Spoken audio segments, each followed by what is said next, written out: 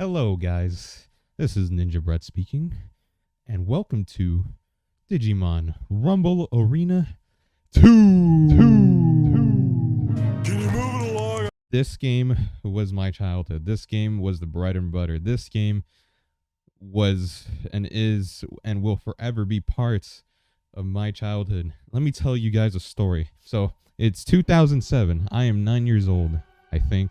And I was on summer vacation visiting my family in Costa Rica. And that was something that I usually would do every single summer growing up from like 8 to until I was 13. Well, guess what? This little boy visiting Costa Rica was in love with video games, obsessed with video games. It was all that I did. And one of the games that my aunt bought for me, because I was visiting my family in Costa Rica, by the way, one of the games that my aunt bought for me with my parents' money was Digimon Rumble Arena 2. And when I first played it, I fell in love, dude. It was so fun. This game, when I was 8 years old, when I was 9, I can't even remember. When I was 9 years old playing this game, it was a blast for me. I was playing with my cousin. Me and my cousin, we were about the same age. We would play video games all the time, and we played Rumble Arena 2. It was one of the best video games for me, nostalgic-wise, that I played as a kid. And the reason why I feel that way was because there was no side-scroller fighter that I played that was like that game. Digimon Rumble Arena 2 is kind of like Smash Bros. And at the time, I never played Smash Bros, so I didn't know it was kind of similar or maybe even inspired by Smash Bros. But it was definitely one of a kind for me at the time because as a kid, I didn't even play any games like it. It was really cool, and even for me at the time with the basic combo setup that they had for the game and the basic gameplay, I still had a lot of fun. And when I say basic, you know, there's a lot to unfold now that I'm an adult and the reality has hit me that this game is just glorifying nostalgia for me. While this game was great for me as a kid, I really feel like this game had a lot of issues coming back to it as an adult. And I don't like saying that because it sucks to witness the reality that I felt playing this game. Granted, I do think the game is good in itself. I think the combat is fine. I think the basic combos, it's not too complex, actually. I feel like the game itself is still fun.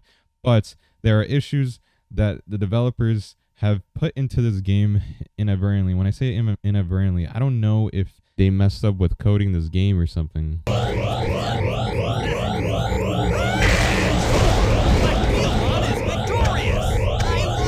To start off, you're given a preset number of characters, and there are more locked characters that you can unlock as you go through the arcade mode. The only problem is that sometimes I find that a little tedious to do, to go through the arcade mode. Before I get into the nitty-gritty of what I find wrong with this game, there is a basic set of combos that you have, and I don't think that's a bad thing for the type of game that this is, and especially for the time that it came out.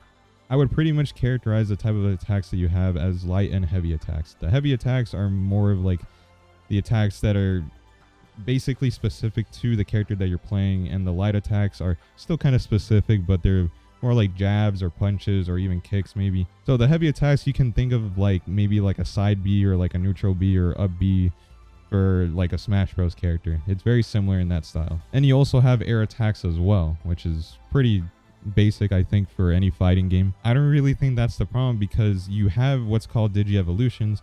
If you watch Digimon or have ever played Digimon, that you know that Digimon characters can evolve. And as you Digivolve, which there are 2 Digi-evolutions that you can do with each character, you get different movesets and you get different types of attacks that you can use with your character.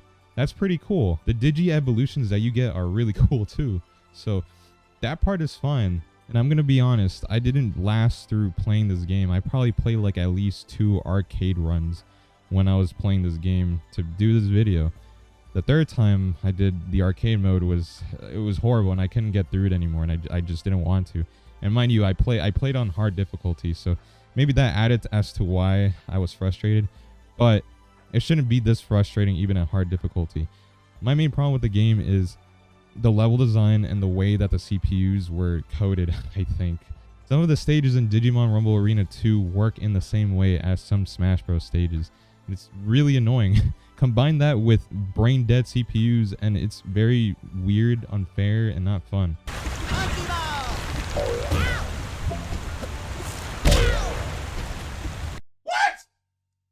That was me just playing the game in arcade mode. If I had to guess, maybe my experiences are due to the fact that I'm playing the game on hard difficulty. But even so, this arena or stage or whatever it is, it's cool. You get to bounce on trees and whatever. But it's not fun when you have two CPUs stomping on you while I'm in hard difficulty. It shouldn't be that frustrating, right? And then my HP going that low, that's insane. Digimon, everyone.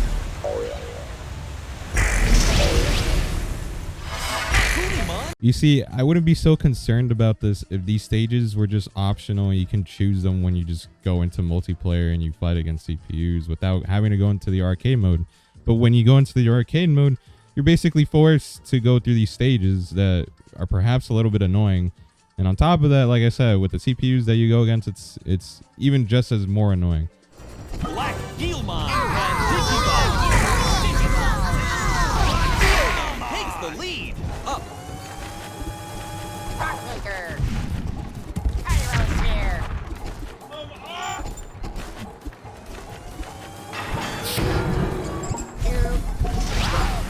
Electroshocker.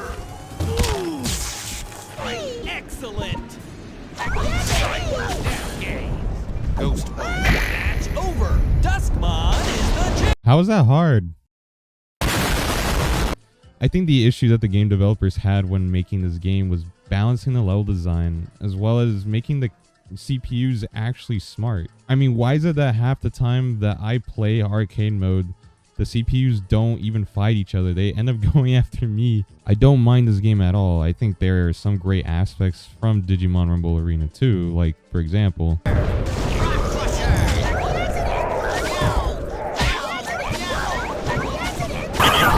and then you have this character throwing a Rosetta Stone.